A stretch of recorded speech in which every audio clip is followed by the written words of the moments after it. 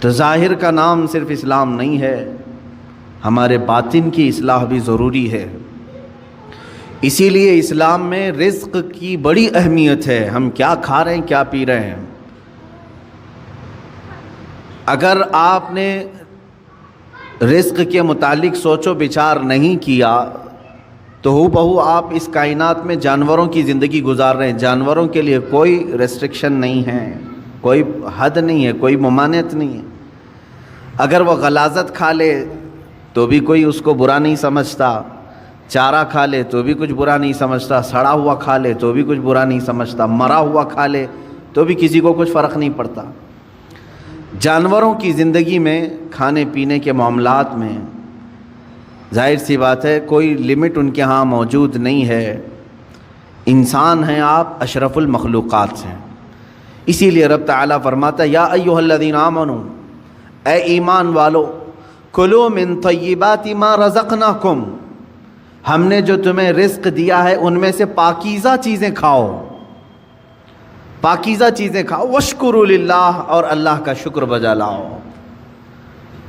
اور حدیث پاک رسول کریم صلی اللہ علیہ وسلم فرماتے ہیں اللہ طیب ویحب الطیب، اللہ تعالیٰ پاک ہے اور پاک چیز کو ہی پسند کرتا ہے، پاک چیز کو وہ زیادہ پسند فرماتا ہے۔ تو پاک جس طرح سے، اب آپ کو میں مسائل بتاؤں، نماز میں آنے سے پہلے آپ کئی چیزوں پر توجہ دیتے ہیں۔ بدن پاک ہے یا نہیں، سب سے پہلے آپ یہ دیکھتے ہیں کہ کہیں پیشاب پخانہ یا نجاست حقیقی نہ ہوئی ہو، یعنی غسل واجب نہ ہوا ہو، ایسی ساری چیزیں آپ بدن کا دیکھ لیتے ہیں۔ دوسرے نمبر پر آپ جو کپڑے پہنے وہ بھی دیکھتے ہیں کہ کہیں ان کپڑوں پر کوئی نجاست تو نہیں لگی ہے، کپڑے بھی پاک ہیں، بدن بھی پاک ہے۔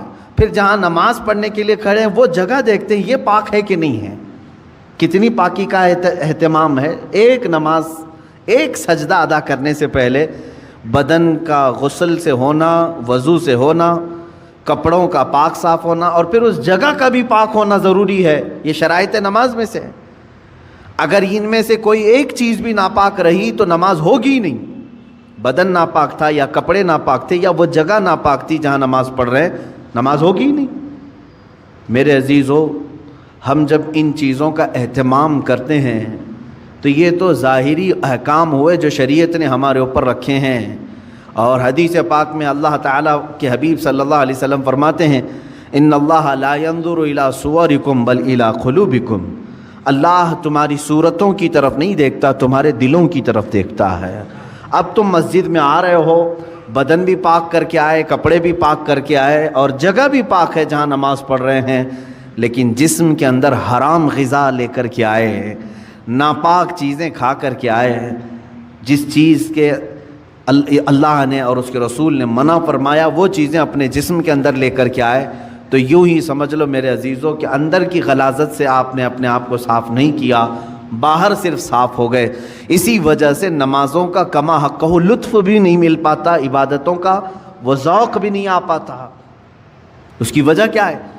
اندر سے یہ خرابی موجود ہے، اوپر سے جتنی لیپا پوتی کر لیں۔ اس کی مثال یوں ہی ہے، آپ نے اپنے جیب میں سڑے ہوئے گوشت کے ٹکڑے رکھے ہیں، مردہ رکھا ہوا ہے، ظاہر سی بات ہے ایک مردہ اور یہ سڑے ہوئے گوشت کی بدبو کتنی ہوتی ہے، یا غلاظت اپنی جیب میں رکھے ہوئے ہیں، اوپر سے عطر پر عطر لگا رہے ہیں، عطر پر عطر لگا رہے ہیں۔ جتنا بھی عطر لگاؤ وہ اندر کی غلاظت کی بدبو آ ہی جاتی ہے، اور کبھی ایسا ہوتا ہے کہ اس عطر کا بھی فائدہ نہیں ہوتا، وہ مکس ہو کر کے کوئی اور ہی بو بن جاتی ہے، کوئی اور ہی مہک آنے لگ جاتی ہے۔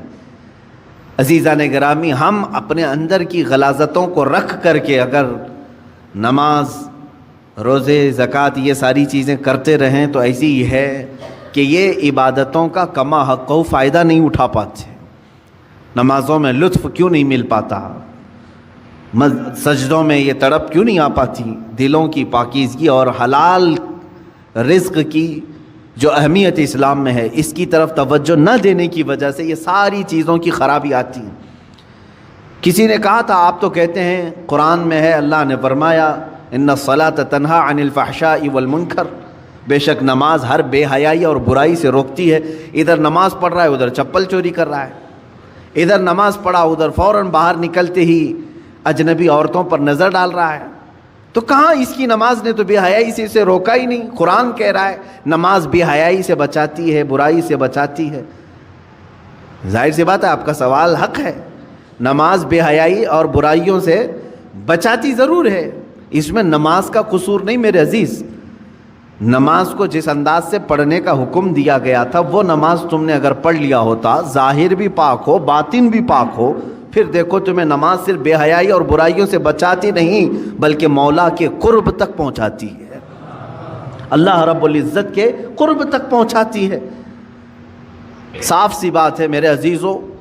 اللہ کے حبیب صلی اللہ تعالیٰ علیہ وسلم کی ایک حدیث پاک میں ذکر کرتا ہوں آج.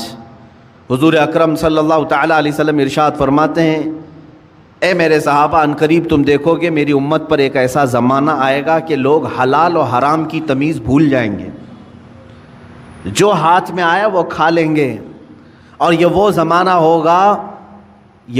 ہوگا کہ صبح مومن ہوں گے شام میں کافر ہو جائیں گے، رات کو مومن سوئیں گے صبح کافر اٹھیں گے. یصبح مؤمنا ویمسی کافرا. یہ وہ زمانہ آ گیا ہے میرے عزیزو. امت کا اکثر حصہ آج حلال و حرام کی تمیز بھول چکا ہے. ایک بات میں آپ کو بتاؤں، اللہ تعالیٰ نے قرآن پاک میں جو ہمارے لیے احکام بیان کیے کہ کون سی چیز تمہارے لیے سوٹیبل ہے، مجھے یہ بتاؤ کہ وہ ہمارا خالق ہے یا نہیں. اسی نے پیدا کیا ہے ہمیں اور وہی بہتر جانتا ہے کہ ہمارے جسم کے لیے کون سی غذا سوٹیبل ہے. جس نے بنایا وہی بہتر جانتا ہے نا. جب اس نے قرآن پاک میں ہمارے لیے فرما دیا کہ تمہارے لیے حلال سوٹیبل ہے، صرف پاکیزہ غذائیں، اور اس نے تو تمہارے لیے اتنا اہتمام فرمایا. تفسیر میں نے پڑھا اللہ رب العزت نے اس اشرف المخلوقات کو اتنی عزت دی ہے کہ زندگی میں اگر سب سے زیادہ ضرورت کسی چیز کی ہوتی ہے تو کھانے پینے کی ہوتی ہے. بغیر کھائے پیے کون زندہ رہتا ہے؟ آپ بغیر کپڑوں کے رہ لیں گے، بغیر مکان کے رہ لیں گے، بغیر پیسوں کے رہ لیں گے، لیکن بغیر کھانے پینے کے بہت کم دن تک آپ رہیں گے. یہ سب سے زیادہ ضروری چیز ہے آپ کے لیے، کھانا پینا، ہوا پانی. لیکن پورے جانوروں کو دیکھو، ان کا رزق ان کے سامنے پڑا رہتا ہے، سر جھکا کر کھاتے ہی کہ نہیں کھاتے. بکری اپنا چارہ زمین پر چاٹ کر کے کھاتی ہے، بیل بھینس کتا بلی جس کو بھی آپ کھانا ڈالیں، پانی ڈالیں، دودھ ڈالیں، جو کچھ بھی ان کی غذائیں ڈالیں، وہ اپنا سر زمین پر رکھ کر کے اپنی زبان کو کھانے سے لگا کر کے کھاتی ہیں، سر نیچے کر کے کھاتی ہیں. اشرف المخلوقات کو اللہ تعالیٰ نے یہ عزت بخشی ہے کہ تمہارا سر رزق کے سامنے بھی جھکنے نہ پائے. یہ صرف اللہ نے اپنے لیے بنایا ہے، وہاں پر بھی جھکنے نہ پائے. تم ہاتھوں سے اٹھاؤ اور اپنے منہ تک لے جاؤ. کچھ جانور ہو سکتا ہے اس طرح کے کھانے میں ہوں، لیکن تفسیر میں فرمایا کہ اشرف المخلوقات کی یہ عزت ہے کہ اللہ نے تمہارے سر کو رزق کے سامنے بھی جھکنے نہیں دیا. میرے عزیزو، جس کو اللہ تعالیٰ نے اتنا پاکیزہ بنایا ہے کہ اس صورت کو اللہ قرآن میں فرماتا ہے کہ ہم نے سب سے بہترین صورت اگر اپنی مخلوق میں کسی کو دی ہے تو وہ انسانوں کو دی. انسانوں کو سب سے بہترین صورت دی ہے. اس کی لاکھوں کی مخلوق ہیں، جانور ہوں، پرند ہوں، جنات ہوں، ملائکہ ہوں، سب مخلوقات ہیں. ان مخلوقات میں سب سے اچھی صورت کس کو ملی ہے؟